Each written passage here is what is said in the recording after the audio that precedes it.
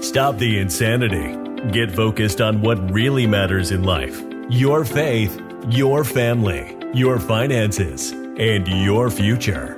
Now sit back and change the trajectory of your life. This is Money for Life, brought to you by the 100-Year Savings Solution. Are you concerned about the markets? Stop taking unnecessary risks with your money while also getting great benefits. Visit us at 100yearsavings.com. Now, let's welcome your Money for Life hosts, Teresa Kuhn and Rick Sapio. Hi, everybody. This is Teresa Kuhn with my partner, Rick Sapio, and this is Money for Life. Today, we're going to talk about self-governance. What does that mean? Well, Rick has a lot to say about self-governance from just a definition perspective. It's having the discipline to govern yourself. I think if you've got the ability to be self-disciplined, you have such an opportunity to do anything you want and to rise to the level of excellence, even from a competitive perspective, because so few people today have the ability to govern themselves. They are stuck in being controlled by outside forces and inside forces. I think there's tons of opportunities there. Rick, you've written a blog on this. You, in many aspects of your life, have overcome your humanness and are very good at governing yourself. Well, thank you for that compliment, Teresa. I think we're all good at governing ourselves. It's just a matter of choosing to do so. So when you consider the United States population and culturally where we've been and where we are now, you think about World War II. I want all of us to think back to World War II. And now when you go look at the videos of World War II, especially when the 18-year-old Americans were storming Normandy Beach, they were following orders, but they were in the back of their mind thinking that they were saving the world. They were saving America. And they were facing almost certain death when they did that. And now you fast forward to these days, people would never in a million years consider giving up their life for their country. In fact, they don't even want to give up their cell phone. They're afraid to put their cell phone down for 10 minutes. And what happened from World War II till today? What happened? And I think one of the things that happened is parenting has changed and families have changed. Families used to be about teaching people responsibility and self-governance, teaching people that in order to get something done, you had to chip away at it day after day after day. The truth is, I don't like getting up at 5 a.m. to go work out. I don't like eating healthy to try to, be in shape. I don't like doing that. At the end of the day, though, I wouldn't have the family, the relationship with my wife, and the career I have if I didn't do those things that I don't like doing. And that's what self-governance is about. Unfortunately, many people think that the government is going to take care of them, or their inheritance is going to take care of them, or some special pill, a pill for every ill is going to take care of them. Why would I want to eat right to try to attempt to cure my type 2 diabetes? I have a pill, I just take that, or a shot, or whatever it is that you're doing. So self-governance is incredibly important in my view, because that's where life fulfillment comes from. It's born out of that. Rick, you make so many great points. And I know that I found in times of my life when I'm thinking something outside of me is going to save me from whatever situation I'm in. And when that happens, I give up my control and I end up doing very little towards my predicament. It's only when I take responsibility and I decide to totally take control and discipline myself to attack and solve what needs to be done when I've made progress. I'd like to mention inheritances. I work with people all the time with finances, and I get to see humanity in action.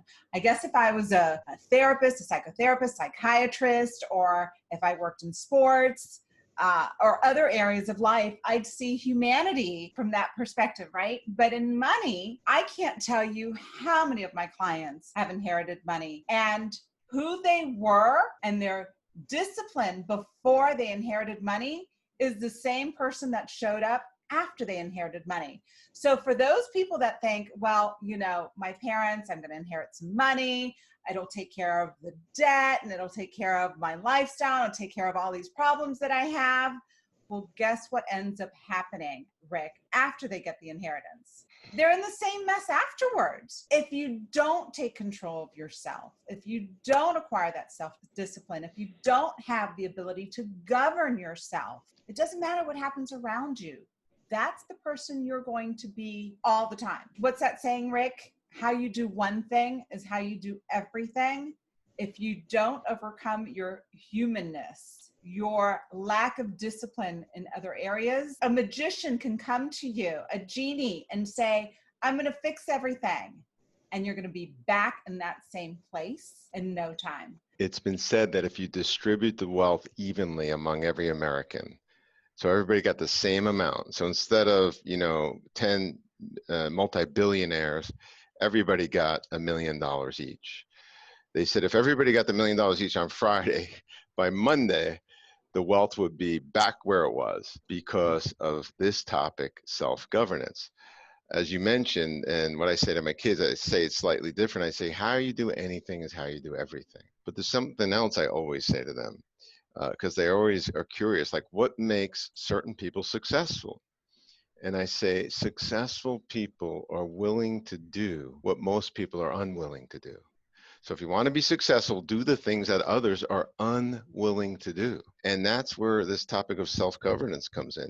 It's really interesting. College professors dealing with, 18, 19, 20, 22, 25-year-olds, whatever they are, their mommies and daddies calling the professor to tell them that little Johnny, who's 20 years old, forgot to do his homework. Little Johnny thought the test was too hard, so he decided not to take it. And this is absolute insanity. We are preparing these kids. If they fall down, there's a pillow that stops their fall. So we're preparing them to do nothing along the lines of self-governance. So this is a wake-up call to all of you. And if you're listening to this podcast, you probably already appreciate all of this, but maybe you could refer somebody to this and say, hey, I'm watching how you're raising your kids. Why don't you listen to this?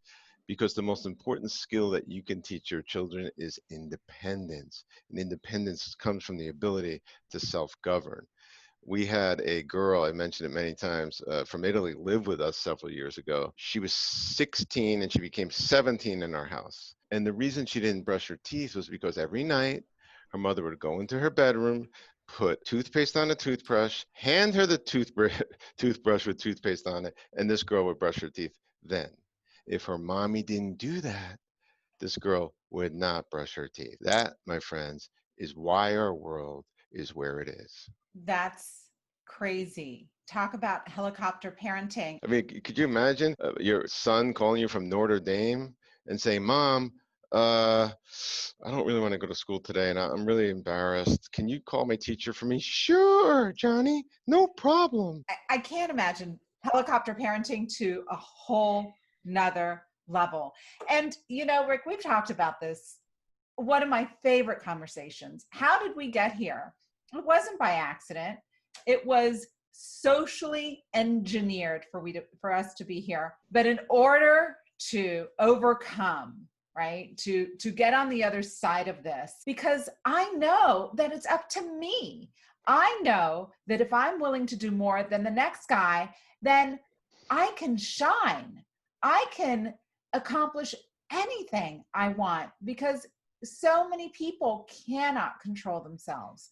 And to me, that's so empowering. And Money for Life is empowering. This is about empowering you, not to think outside of yourself for what you can bring into your life. It's about looking inside yourself and saying, what can I do to improve the areas of my life that need more discipline? As in food, as in health, as in finances, as in relationships, as in parenting.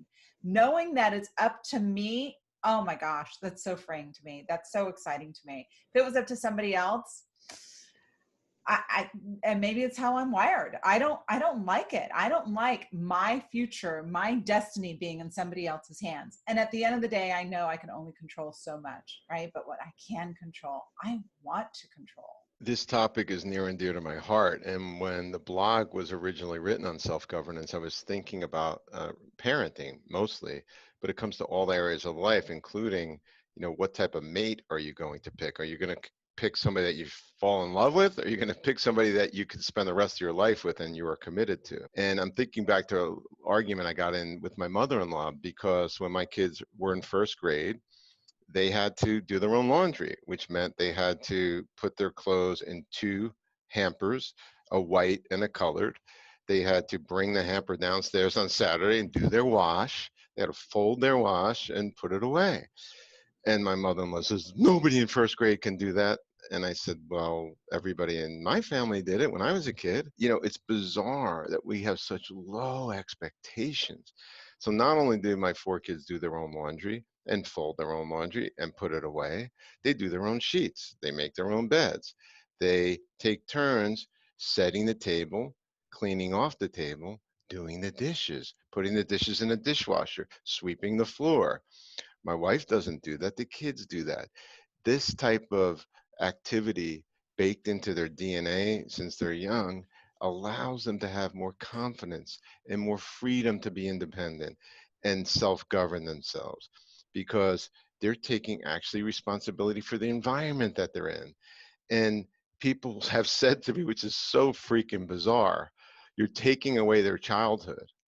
I'm like, what kind of insanity is that? Creating independence and freedom and self-confidence is taking away their childhood? So it is very imperative that you sit down with your family and you sit down with your spouse and you lay out, what are the values that we're going to impart?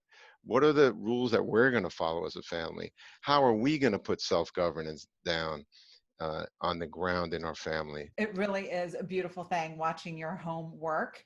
Maria Montessori is a great reference to what young kids can do and how empowered they feel when they have responsibilities and they can contribute. So if anybody needs a reference, check out Maria Montessori's writings on parenting and schooling. It's really remarkable. I've seen many Montessori environments. My son actually went to a Montessori school when he was young, and seeing little toddlers take control of their environment is so amazing. Well, Rick, I think this is another fantastic topic. Thank you so much for showing up like you do. And thank you so much for having great contribution with real life experience. And so we hope you've enjoyed this podcast, Money for Life. You have just experienced the Money for Life podcast, brought to you by the 100-Year Savings Solution. Implement these strategies today and create a life by design. For more information, visit 100yearsavings.com. Have a blessed day.